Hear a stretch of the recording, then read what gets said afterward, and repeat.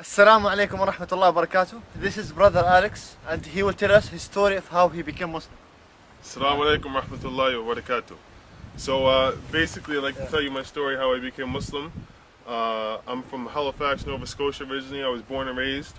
My father is white from Prince Edward Island, which is another province of Canada. Okay. And my mother is black from Lucasville, which is a community in Nova Scotia. Okay.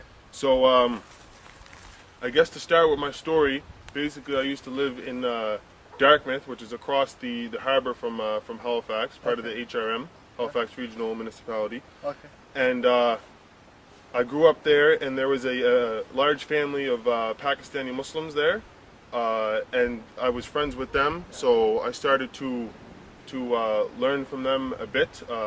One of the brothers became very religious, so I started to see from him going to the mosque, praying, How old were memorizing you at that Quran. I was about 16, I think, at that 16. time, So, when I first became interested. So I started to ask him a few questions. And what's your background? Religious background? Oh yes, I was. My mother was a Baptist Christian, so I went to church with her. And even when I was young, when she stopped going to church, I was the only one in my family who used to go for a period of time. And then as I got a little bit older, into my later teenage years, I stopped going to church. I kind of fell out of the religious aspect. I still believed in God, still believed in a lot of Christian beliefs, but I didn't go to church. I didn't believe in the organized religion.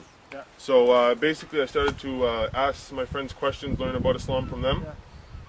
And when I was 17, in the summer between grade 11 and grade 12, I moved from Dartmouth, from Coal Harbour, Dartmouth, to a place in Halifax called Bedford, with my father and my stepmother. And there's many, mashallah, many Arabs there. Okay. So there's many Muslims, and it's a big culture shock going from one place to the other, because in Coal Harbour, there are a few Muslims, but they're not very visible. There's nobody wears hijab, none of these things. And in Bedford, there's many Arab, and you see a lot of Muslims, and you can identify them as Muslims. So when I got there, after a while, some of the Arabs started to realize or started to know that I was interested in Islam. So one day, a Iraqi brother told me, we have Friday prayers at our school, at our high school at lunchtime. So you should come join us. So the next Friday, I came, and alhamdulillah, it was a very good experience. The khatib there, or the person who gives the sermon at the Friday prayer, was a young guy, and he was very hospitable, very welcoming. So alhamdulillah, I prayed with them, even though I didn't know what I was doing. I just followed along and everything. And so I talked to him afterwards, after the prayer. And I went to several more, and there was another guy who used to come. So I used to talk to both of them after the prayer. So at one point, we finished praying, and I was talking to him after, and he asked me, "What do you think about Islam?" So I told him, I believe in Islam. I think that is the correct religion. That is the right way of life. So he told me that you should become Muslim. And I just kind of brushed it off, I was young. I had still a lot to learn. So he said, "Well, you should become Muslim. You never know when you're gonna die." And so I kind of just laughed that off. I kind of, I was 17 at the time. I was kind of like, I'm not gonna die anytime soon. I'm gonna be an old man, in my 80s with my grandchildren, gray hair, and that's when I'll die. So I kind of didn't pay any attention to that. So I went to about 4 or 5, I think, and then the summer came, school ended, so I didn't go to any more. And one day in the summer, this was August, early August, I was working at Dairy Queen, and we got a call at work as we were closing, and the supervisor came and told us there was a car crash, and Khalid died. And Khalid was somebody who worked with us. He was a Palestinian Muslim brother. He was somebody who worked with us there for a short time at Dairy Queen. Yes, and he went to school with me. I was friends with him, and we graduated together. So when I first heard this, I didn't believe it. So I called the other supervisor who had called to tell the news, and I could tell on the phone she was telling me she was crying, so I knew it was true. So it didn't really hit me at first, but I remember on the way home, as I was walking home, I kind of just broke down. I kind of just started crying in the middle of the street. Why is that? This was at night, and I had some time by myself when I was walking home to think about it. And this was the first time that I ever knew anybody my age who had died. He was my exact age. I was just barely 18 at that time. He was 18. We graduated together. So subhanAllah, it hit me very hard. So they waited a few days to have his funeral because his parents were in Saudi Arabia. So his parents got to Canada and they had the funeral. So the day of the funeral, I went to work in the morning and got off early to go to the funeral in the afternoon. So I remember somehow I'd learned about wudu, about the ritual ablution that we make before we pray. Yeah. So I asked my friend, I called my friend on the phone and I asked him, you know, I learned about this thing, how do you do it? So he told me how to do it. So I made wudu and I got dressed and everything and I left. My friends picked me up and we went to the mosque in Dartmouth.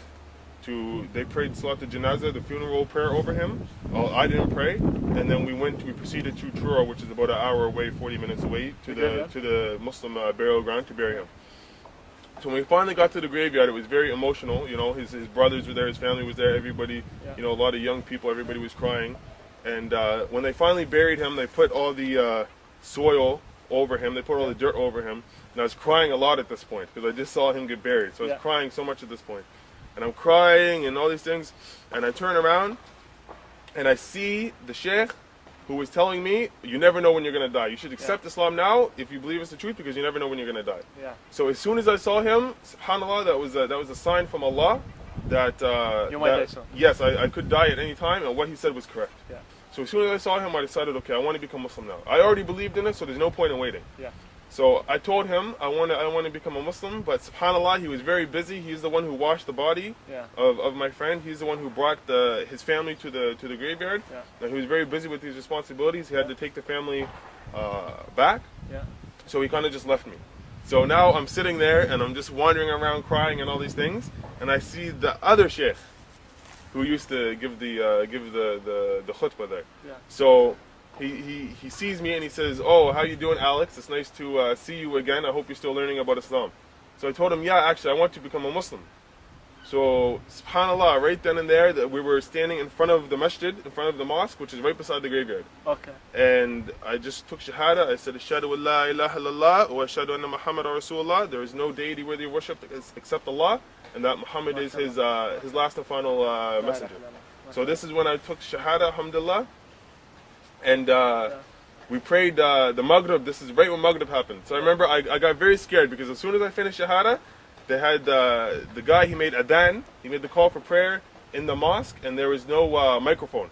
So he said it very loud. Allahu Akbar, very loud. And I got scared. I said, oh, what is this? What's going on? And they told me, oh, it's time to pray. Yeah. So I remember the guy who I took Shahada with, he said, okay, it's time to pray. So there's something called wudu. Do you know it? And I said, yeah, I just made it this morning. Yeah. So he said, okay, go make wudu and then we'll pray. So I remember I went to the bathroom and I was trying to remember how to make it, but I forgot. So I was trying to remember all the steps, and by the time I finished making wudu, they already finished praying. Oh. The Jama'ah already finished praying. But he waited for me, and we prayed together.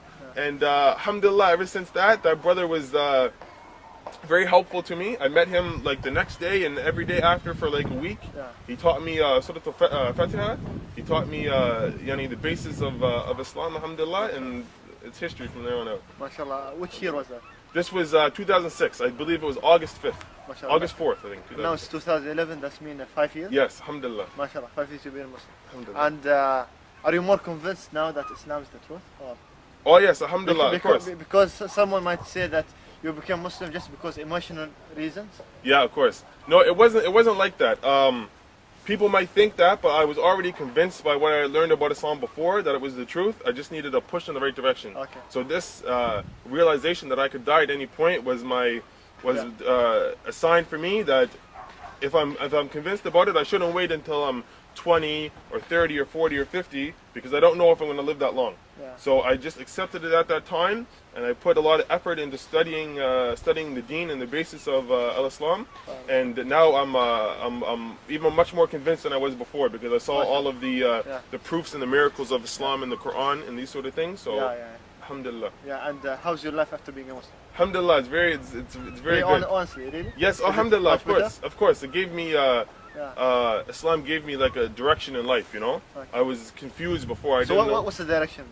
The direction is just to live in an upright life, a righteous way of life, you know. Before I was confused. I didn't know what I wanted to do, what I wanted to be. I didn't know what was the correct way to to live. I live by my own philosophy, so I was getting I was still young, so I was getting into some bad things at this time. But alhamdulillah, Allah guided me to the right path before I got too far down the wrong path. MashaAllah, MashaAllah. Thank you very much. Okay, Jazakallah And khair. inshallah may Allah guide you for it. Jazakallah khair. Assalamu alaikum.